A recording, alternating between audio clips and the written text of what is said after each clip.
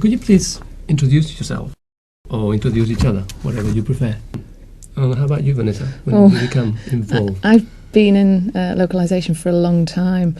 I started back with Signosis in 96, April 96, and sort of made my way through, I think it's been about 10 years probably in localization. Probably started off localization for Sony, Right. and reported into Dave since last year. So, yeah. Oh, wow. Things are going well. I think so. Previously, actually, to the group that we're in now, I was working on products and actually would be sending off English recordings, for example, to get localised and then putting them back in the game. So I've been involved with some localisation delivery for a few years as well. Wow. Okay, and for the benefit of people that are not really acquainted with localization or game localization, how is it different from other translation services? How is it different from other types of translation? It is quite different because, game localization needs a lot of adaptation. You need to adapt the text to the type of product. We actually prefer to use translators who are in the games industry, and preferably gamers that have the knowledge of the correct terminology. And of course there's a lot of branding issues, so we look for translators who have knowledge of the brand, the Sony PlayStation brand. So the text is very different from a normal translation. You know, if you go for medical or another type of translation, if I'm looking for a translator, it'll always be somebody who's a gamer. Right. Yeah. Okay. If that helps. Oh, that helps. Yeah. Also, I think maybe like the volume of work. So we've had titles. We had a football title we worked on a few years ago, and it had 15,000 lines of dialogue that would be recorded, and then in 13 languages. So Wow. it's a huge asset management process as well. So I think from that kind of thing also has a different impact. So in the project, you are actually handling 13 versions at the same time. Simultaneously, Yeah, yes, yeah. So on that sort of product, we could, we may well be working with up to 7 agencies, with that number of languages. The model that we have is that we outsource to many different agencies that have specialists in those particular genre. Yeah. Wow, that's pretty big. Okay. Do you think is localization only a question of translating and adapting, or is also part of a marketing strategy? Is that involved in it? I believe that it's marketing initially, and I think marketing have to agree that there's an element of cost associated with it. Of course, we have to make a profit, but that doesn't mean that we don't localize into products that aren't going to make a profit. We might, for instance, localize into Portuguese, which is a very, very tiny market, in the hope that ultimately there's going to be an expansion for the hardware, of course, as well, for that particular language. So at the beginning, there may not be an overall cost benefit to us, but ultimately, in time, I'd expect us to make a profit, and the market will expand. I think because we're a format holder, i.e., we make PlayStation 2s, 3s, PlayStation portables, then there's also a strategic choice that we might want to enter a new market or make sure that we're providing a really good products range in particular markets, and so that gives a strategic choice to translate into perhaps smaller territories. Yeah. So the time of translating only into e-figs is well past. We are into a minimum of 10-15 languages for any one product. Yeah, definitely. I mean, our standard language is 10 languages. Wow. So it's figs, Dutch, Portuguese, and the Nordic, which is the Danish, Finnish, Norwegian, Swedish. But we are expanding, of course, into Eastern Europe. We're doing more Polish. We're doing Russian. Right. So yes, there are markets that we're now breaking into. And that's because you deal basically with the Eurozone, or It's actually the PAL territories, uh-huh. which is, I guess, will become less obvious in time as HD TVs take over. But so it also has Australasia and is it South Africa as well? Yeah, I think so. But of course, there's also the Japanese side and the American English. That's dealt with by a different division of Sony. Uh-huh. So we have Japanese producers, and they work on the Japanese product. So we could well be working from Japanese to English, and then English to to the other languages, to the remaining languages, or it could be from American English into the remaining languages. Uh-huh. Yeah. I guess some other choices we might make. There may be some times where we do audio. We do text and audio for 10 languages, but also do some text only for other languages as well. Okay. Mm-hmm. And we may also make a choice based on the sort of age of the market we're going for. So if it's a very young product, then we're more likely to localise more audio, because obviously young children might not be able to read the whole sentence in time to appreciate the game. Buzz products, for instance, we're doing up to 16 languages.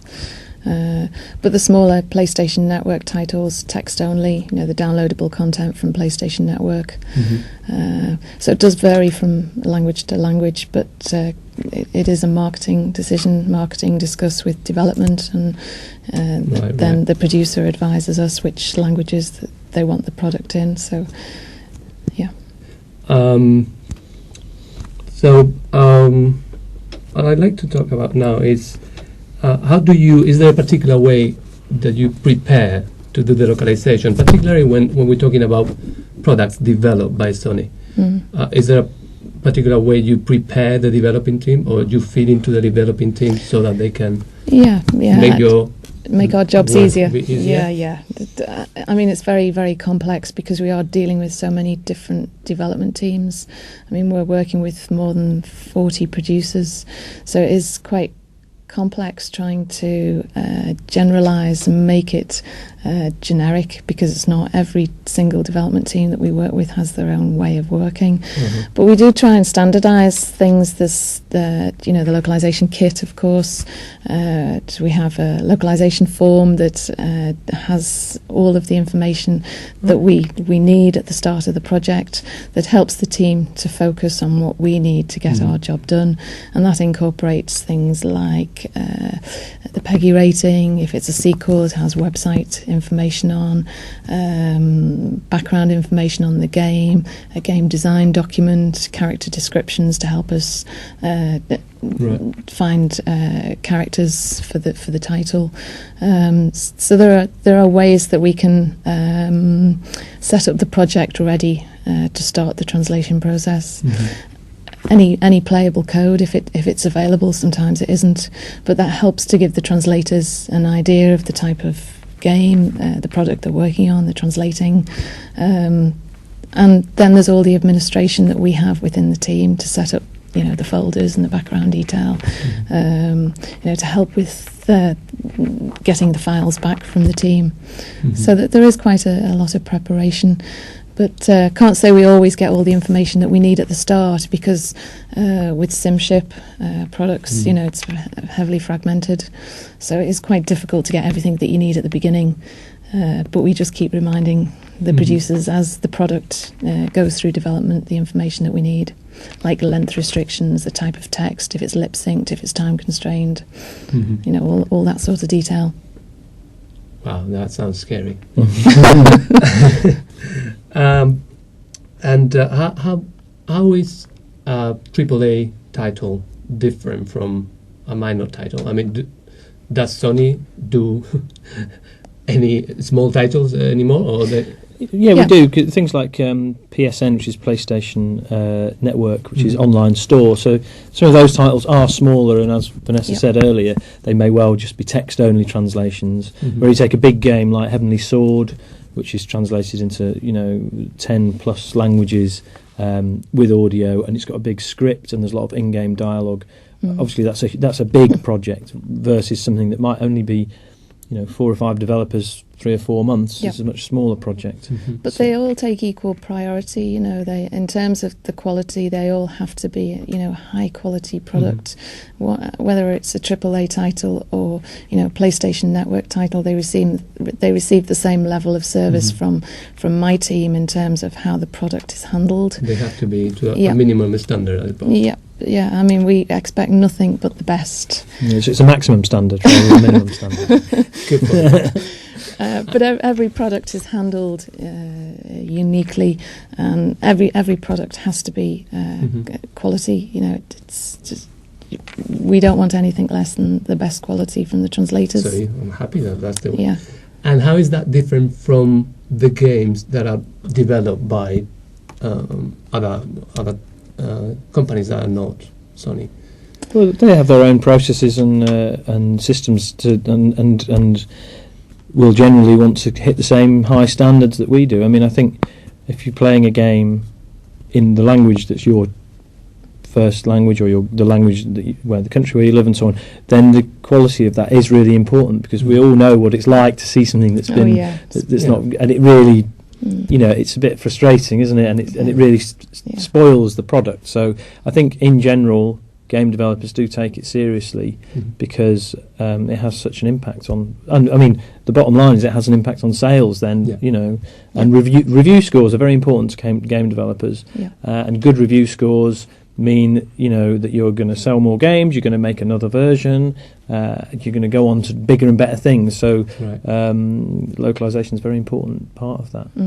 So do you think that the attitude both in the game developing companies and even in Sony, the attitude about localization or how to localize has changed over time, over the past 10-15 years? Oh yeah, I think localization has dramatically changed. I've seen a huge change over the last 10 years, not just in volume, but also in the size of the audio, the volume of text, the different genre, the different types of games that we're translating into.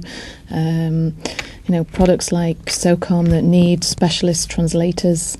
We didn't used to need that level of detail before. The attention to detail now is far greater than we've ever had.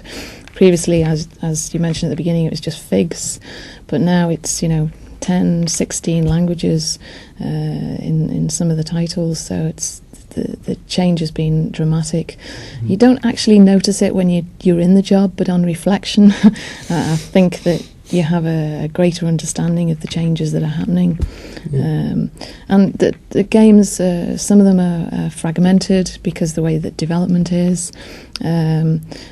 But it's all good. It's exciting. We're in entertainment after all, so it's a fantastic job to be in, and it's fun. We're having a good time while we're doing it, and there's not many people that can say that they really love the jobs. That's true. That's very true. Okay. Just for an anecdote, what is likely to change in localized versions? If you can remember any particular anecdote about any game. What is likely to change as far as the adaptation, maybe the script, or I don't know, the jokes, the characters, some of the storylines? Are they likely to change in localized versions, or they try to keep it? I can only say that we're becoming more and more like films. We're moving into bigger, longer, higher quality product. That's all I can say, is that we are moving closer and closer to the movie industry, and it is becoming more complex and more difficult, and the job is becoming fairly technical as well. Okay, very good. Well, as far as education and training is concerned, what type of skills or talent do you expect from people, from students that finish the degree in translation or in localization and would like to find a job in game localization? What do you think would be the key skills for them?